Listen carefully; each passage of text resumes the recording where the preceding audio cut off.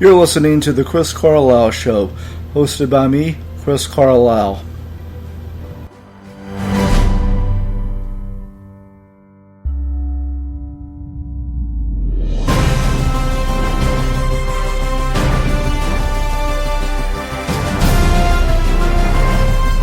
And good afternoon from deep in the heart of Texas.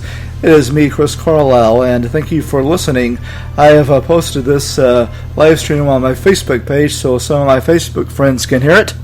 Anyway, I'm off from work today, and I want to thank everyone who listened to or downloaded last week's episode, the first time I had gone live for a full show. I ran some errands today as I was off, and also ran errands yesterday. I was off yesterday too. I watched the movie Green Beret with John Wayne last night.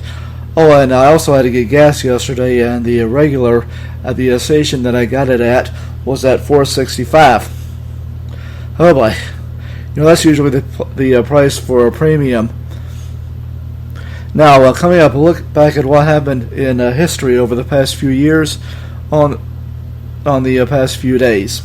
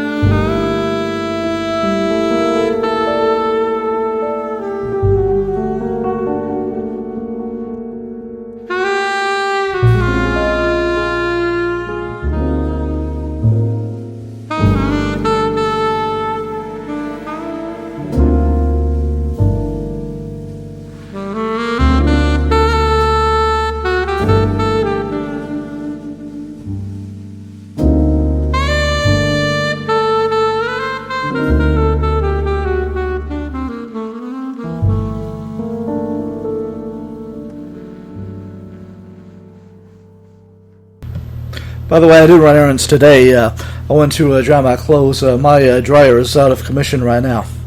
Anyway, I have the subscription to the This Day in History newsletter email from the History Channel, and here's what happened. Let's see here. On June 4th, 1989, the Chinese government cracked down on demonstrators in Tiananmen Square. I remember that. On June 5th, 1968, during the 1968 presidential campaign, Senator Robert Kennedy was shot after winning the Democratic primary that night. He just spoken to a crowd at the supporters at the Ambassador Hotel in Los Angeles and was shot as he walked through a kitchen. He passed away the following day. On June 5th, 2004, my sister remarried. Also that same day, former President Ronald Reagan died at age 93 from complications from Alzheimer's. On June 6, 1944, the Allied invasion of the mainland of Europe, the invasion now known as D-Day, began. On June 7, 1776, Richard Henry Lee of Virginia introduced a resolution for independence to the Continental Congress. John Adams seconded the motion.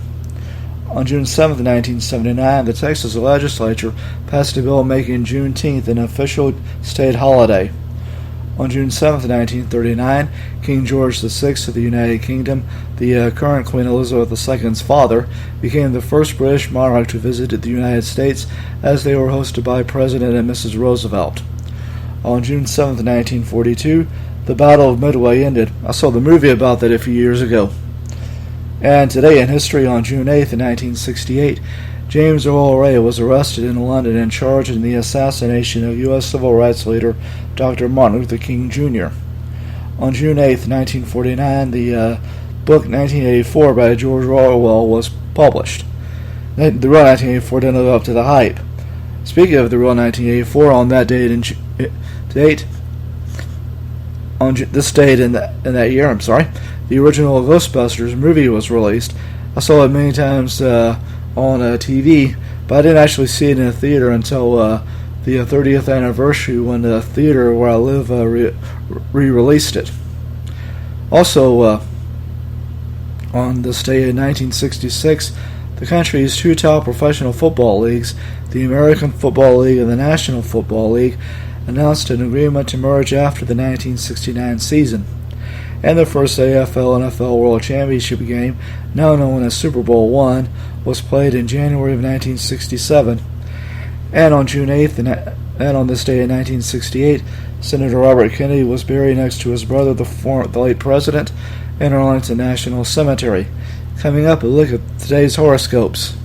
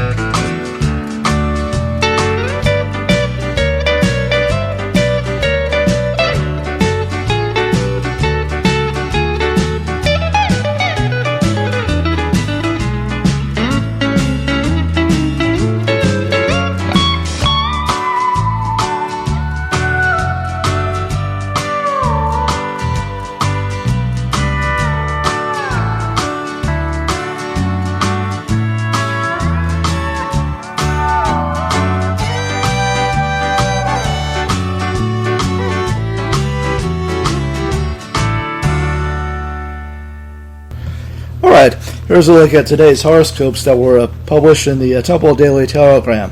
And we'll start off with Aries. That's from March 21st to April 19th. It says here, there's much that concerns you that you can do nothing about. In spending your energy, there is, of course, a waste. And as you focus on the things you have the ability to change, more will fall into the category. Taurus. Since having too much to do makes it hard to do any of it exceptionally well, you'll take a step back to survey the scene and objectively and figure out what to cut, and you won't miss it. Okay. Gemini. You have a gift for seeing what's possible. Don't get too carried away, though. Potential is something to nurture and believe in, but not something to bank on or date. Cancer. You're in the role for a reason. Now, if you feel like an imposter, that's actually a sign that you belong there. It's the people who are overly sure of themselves who make big mistakes. Sounds interesting. Leo, the Lion. You'll give your admiration without elevating anyone on a pedestal. It's easier to work and play when everyone is on the ground or together, equal but different. Virgo, you've been lost and found, sick and well. Winning and losing, but you always find your way back home, don't we all? Sometimes you have a different route, but the way your journey is always the same, one step at a time. Libra, a congruent domestic life allows you to do good work in the professional sector, and when things are going well at work, home life is better. Life rings out with harmony any of these sectors. Scorpio, my sign, says when you give a project over to the group, you're not sure what will happen with it, and that's part of the excitement.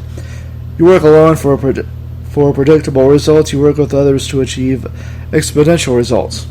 Oh yeah.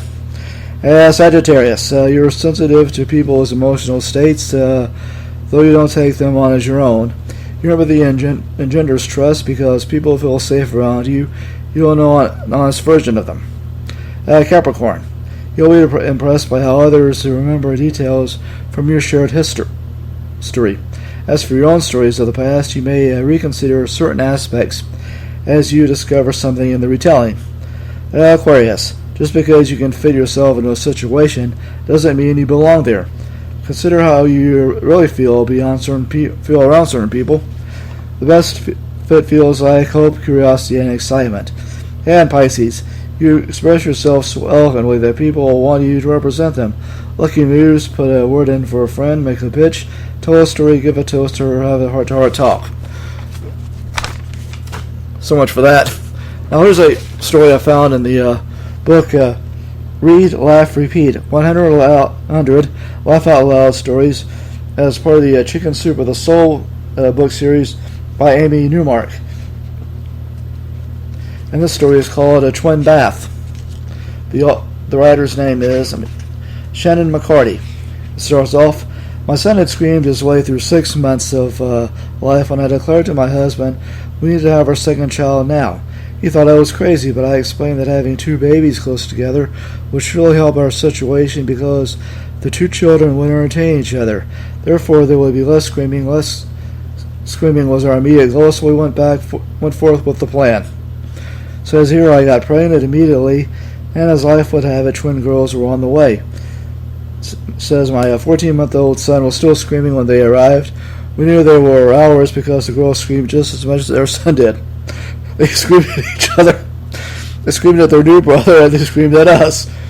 My son reacted by screaming. I screamed at my husband, and he gently reminded me of the plan. Oh yes, the plan. We loved our little screamers as time passed.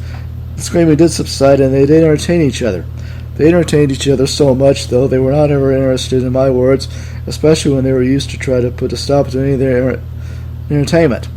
Big people were not nearly as entertaining as little people, we learned, and my voice never seemed to penetrate their eardrums. In fact, my constant don't was met with an immediate need by them to perform the action following the word don't. So here I am one day home alone with the three, and afternoon bath is needed after the high-chair feeding frenzy. The girls are about 18 months, and my son is 2.5. All three have to be in the bath at the same time because, if not, the free-range child left out of the bath will surely find some furniture to pull down or a ceiling fan to ride. So all three are in the bath, wet and naked. Ding dong, someone is at the door.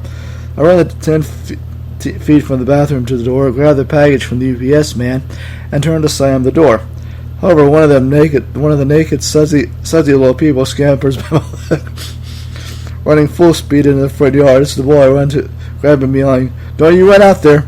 It takes both my arms to wrangle his slippery little body back to the door. The Sudsy twins only hear, "You run out there," or they were about to perform the action after the word "don't," so they too slip past me and straight down the street. Panic sets in. The choices aren't good. Do I run the car and wet one to the house, taking my eyes off the twin runaways?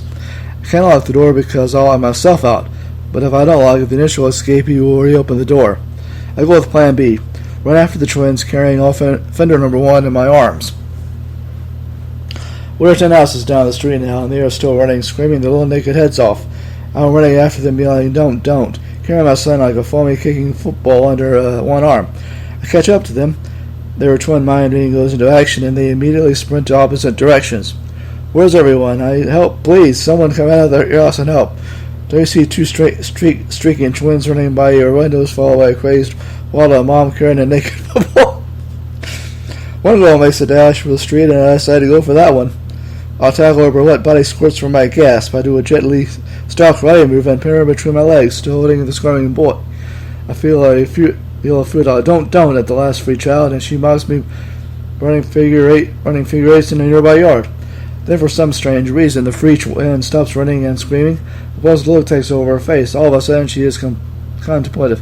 I see her bend her legs ever slowly and assume her better stance. Oh no! Please don't open the loss. You are as her own personal body.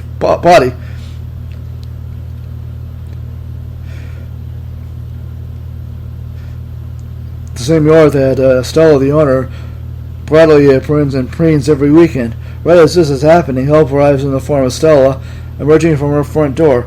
Everyone freezes and looks at her. She stares in amazement. The pottying twin continues her business in the yard. "Help," I squeak. Leaning back, I remember Stella watching the kids as I cleaned up her yard with the dog's pooper scooper. Then she helped me haul all three of my naked hoodlums back to my house. Fortunately, she was also a mom and told me stories of her parenting adventures. She assumed that, especially with twins, there would be many more adventures around the corner. And boy, she was right. Okay, a little bit of humor there. I guess that's what I miss out on not being a parent.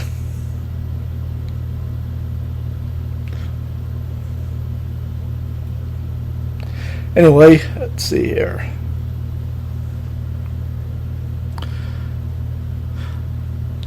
Alright, coming up, a look at news.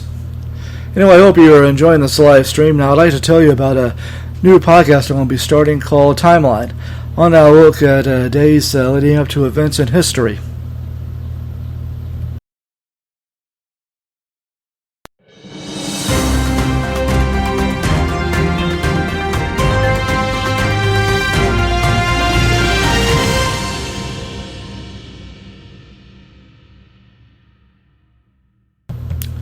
In the news, Family Promise of East Bell County has named Jasmine Spain as its Family Services Director.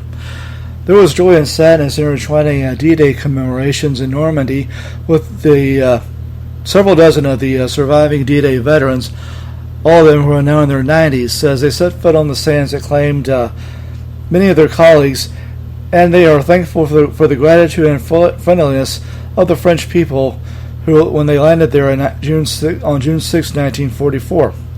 The library at Cater Elementary in Temple received a grant of $5,000 from the Laura Bush Foundation for America's Libraries. This will let the library update its collection of on-campus books. It is one of 44 school libraries around the country to receive this grant. This week in the Coast Guard Bark Eagle, which is America's tallest ship, will be in Galveston. There will be tours for the public from 12 noon to 4 p.m. on Friday, from 11 a.m. to 7 p.m. on Saturday, and on Sunday from 11 a.m. to 4:30 p.m. And there will also be tours for military and first responders from 10 to 11 a.m. on both Saturday and Sunday. Coming up, a look at birthdays.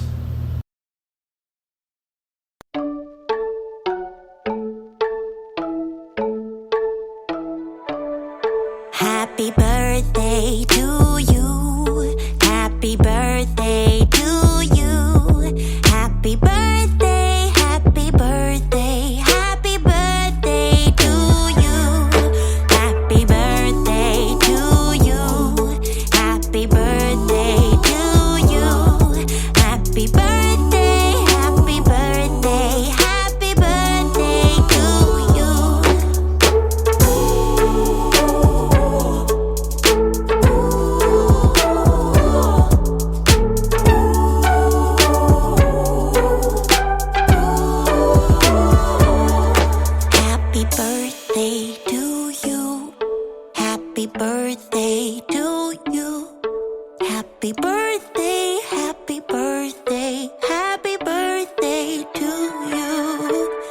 Happy birthday to you. Happy birthday to you.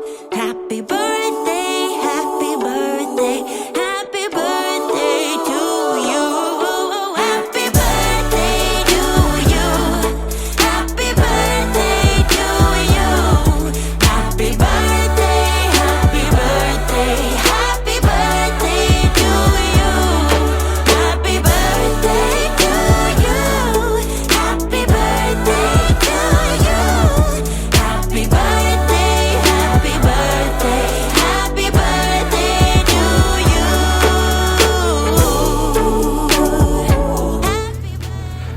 And I have one Facebook friend with a birthday coming up. That'll be Haley Sedeth, whose birthday is this weekend. In sports, the Roosevelt Out Football on their Twitter tweeted that they had 50 athletes show up on Monday for summer workouts. There will be 3 Central Texas schools represented at the state baseball tournament in Round Rock. They are China Spring in Class 4A, Valley Mills in Class AA, and Abbott in Class A. There's today's script Bible verse. It's Psalm 37:3. It says, "Trust in the Lord and do good, so shalt thou dwell in the land, and verily thou shalt be fed." Oh, and here's an OMG fact. Horses remember people who have treated them well. And the weather was going to be hot. Anyway, thank you for listening. And I'm going to shut the live stream now. If you missed it live, you will be able to hear it later as a podcast. And thank you for listening. I'm Chris Carlisle. Have a good day.